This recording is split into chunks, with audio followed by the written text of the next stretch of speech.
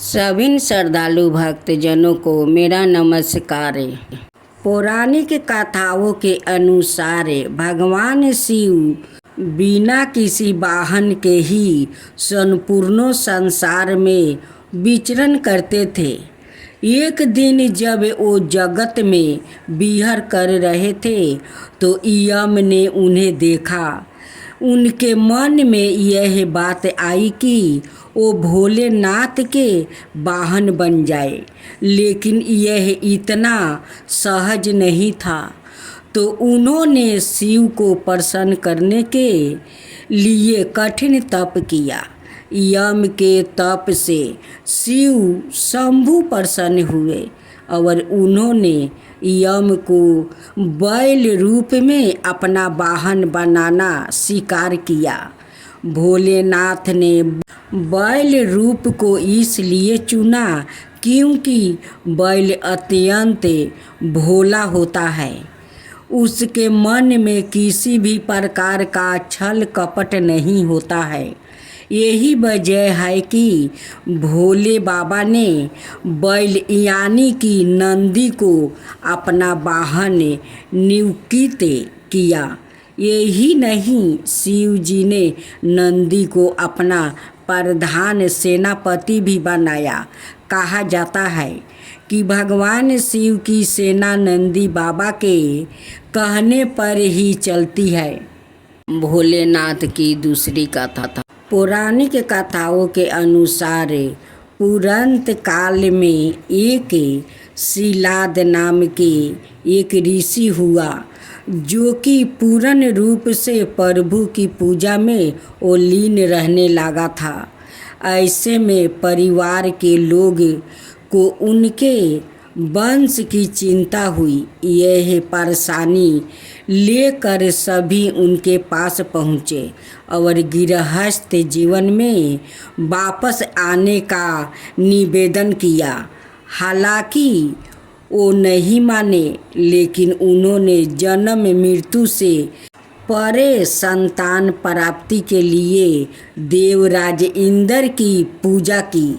इंद्र प्रसन्न हुए तो लेकिन ऐसी संतान का आशीर्वाद देने में असमर्थ थे। जाहिर की जब इंद्र देव से इच्छा मुताबिक संतान प्राप्ति का आशीर्वाद नहीं मिला तो शिलाद मुनि ने शिव की पूजा की। उनके कठोर तप से शिव अत्यंत प्रसन्न हुआ और सवाए उनकी संतान के रूप में जन्म लेने की बात कही। कथा मिलती है कि एक दिन शिलाद मुनि खेत जोत रहे थे, तब उसी भूमि पर उन्हें एक बालक मिला। वो उसे घर ले आया और उसका नाम नंदी रखा। भगवान भोलेनाथ ने मित्रा और वरुण नाम के दो मुनियों को नंदी के पास भेजा। उन्होंने नंदी को बताया कि वो अल्पाहु है। यह सुनकर नंदी बाबा वन में चले गए और महादेव की पूजा अर्चना करने लगा। उनकी पूजा से भोलेनाथ प्रसन्न हुआ और नंदी को मृत्यु भय से मुक्ति, अजर अमर होने का आशीर्वाद दिया। इसके अलावा गणों के अधिपति के रूप में भी नियुक्त किया। कथा मिलती है कि जब असुरों और देवताओं के बीच समुद्र मंथन चल रहा था और उसमें से विष निकाला था तो उसे शिव ने धारण किया था, लेकिन विष पान के दौरान कुछ बूंदें जमीन पर गिर गई थी और उन्हें नंदी ने अपनी जीभ से चाट लिया था। नंदी के इस भाव पर भोले अत्यंत प्रसन्न हुआ।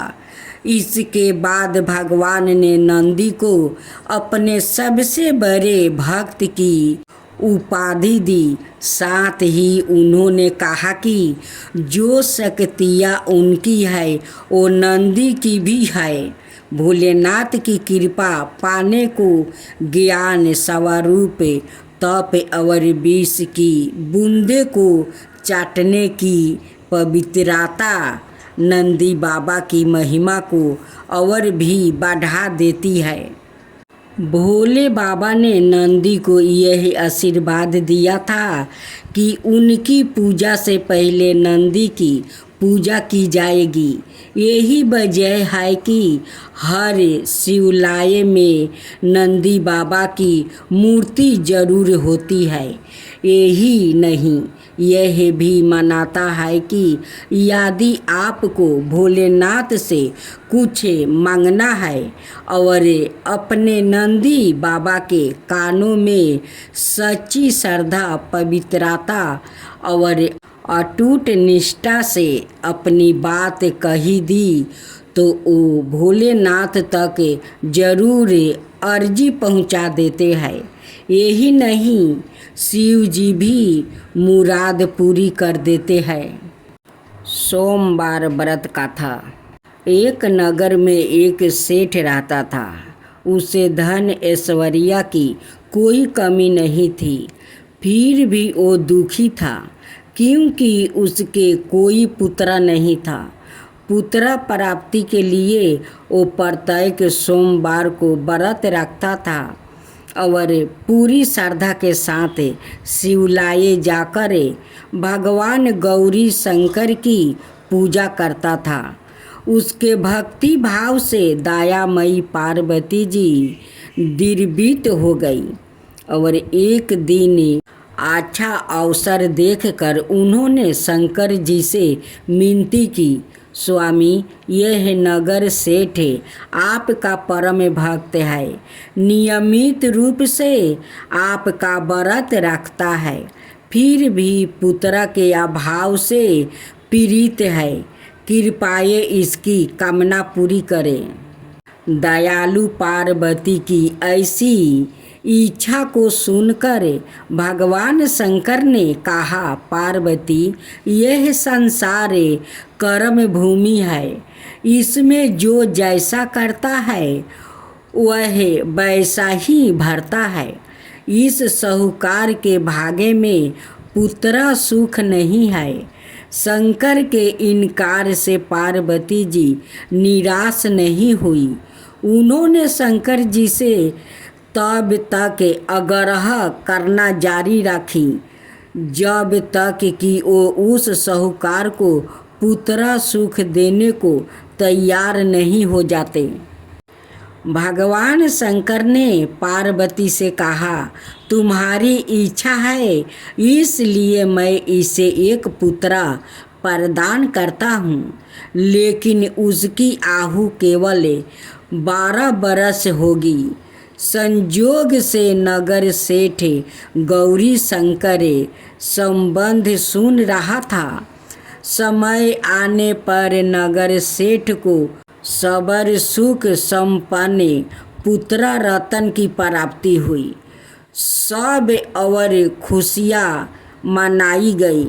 नगर सेठ को बधाई दी गई, लेकिन नगर सेठ की उदासी में कोई कमी नहीं आई, क्योंकि वो जानता था कि यह पुत्र केवल 12 बरस के लिए प्राप्ति हुआ है। उसके बाद काल इसे मुझसे छीन लेगा।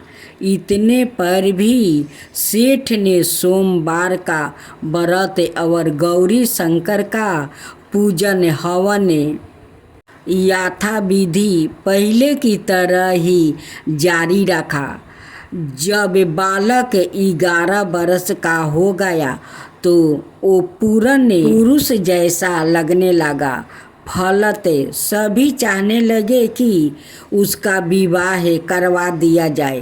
नगर सेठानी का भी यही आग्रह था, किंतु नगर सेठ पुत्रा के विवाह को तैयार नहीं हुआ। उसने अपने साले को बुलाकर आदेश दिया कि वो पर्याप्त धन लेकर पुत्र सहित काशी के लिए चल पड़ा और रास्ते में भजन और दान दक्षिणा देते हुए काशी पहुंचकर सबर विद्या में पूर्ण बनाने का प्रयास करे। मामा भांजे काशी के लिए रवाना हुआ। हर परवाह पर वो जग करते, ब्राह्मण को भोजन कराते और दान दक्षिणा देकर दीनहीनों को संतुष्ट करते। इसी प्रकार वो काशी की ओर बढ़ रहा था कि एक नगर में उनका परवाह पड़ा था और उस दिन उस नगर के राजा की कन्या का विवाह था। बारात आ चुकी थी, किंतु वर पक्ष वाले भयभीत थे क्योंकि उनका वर एक आंख से काना था। उन्हें एक सुंदर लड़का की आवश्यकता थी। गुप्तचारों से राजा को जब सेठ के पुत्र के रूप में गुण की चर्चा का पता लगा तो उन्होंने विवाह के पूरे होने तक लड़का यदि दूल्हा बना रहेगा तो वह उन दोनों को बहुत धन देगा और उनका एहसास भी मानेगा। नगर सेठ का लड़का इस बात के लिए राजी हो गया। कन्या पक्ष के लोगों ने राजा की पुत्री के भाग्य की बहुत सराहना की कि उसे इतना सुंदर वर मिला है। जब सेठ का पुत्र विदा होने लगा तो उसने राजा की पुत्री की चुनरी पर लिख दिया कि तुम्हारा विवाह मेरे साथ हुआ है। मैं राजा का लड़का ना होकर नगर सेठ का पुत्र हूँ और विद्या धन के लिए काशी जा रहा हूँ। राजा का लड़का तो काना है। राजा की लड़की ने अपनी चुनरी पर कुछ लिखा हुआ देखकर तो उसे पढ़ा और विदा के समय काने लड़का के साथ जाने से इनकार कर दिया। फलत राजा की बारात खाली हाथ लौट गई। नगर सेठ का पुत्र काशी जाकर पूरी श्रद्धा और भक्ति से विद्या धन में जुट गया। उसके मामा ने जग और दान पुण्य का काम जारी रखा। जिस दिन लड़का पूरे 12 बरस का हो गया उस दिन भी और दिनों की तरह जग हो रहे थे, तभी उसकी तबीयत खराब हुई। वो भवन के अंदर ही कमरे में आकर लेट गया।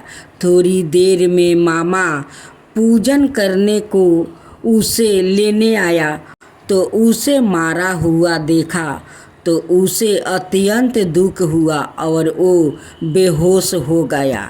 जब उसे होश आया तो उसने सोचा कि यदि मैं रोया चिल्लाया तो पूजन में विघ्न पड़ेगा। ब्राह्मण लोग भोजन त्याग कर चले जाएंगे और उसने धैर्य धारण कर समस्त कार्य निपटाया और उसके बाद जो उसने रोना शुरू किया तो उसे सुनकर सभी के हृदय विदीर्ण होने लगा। सौभाग्य से उसी समय उसी रास्ते से गौरी और शंकर जा रहे थे।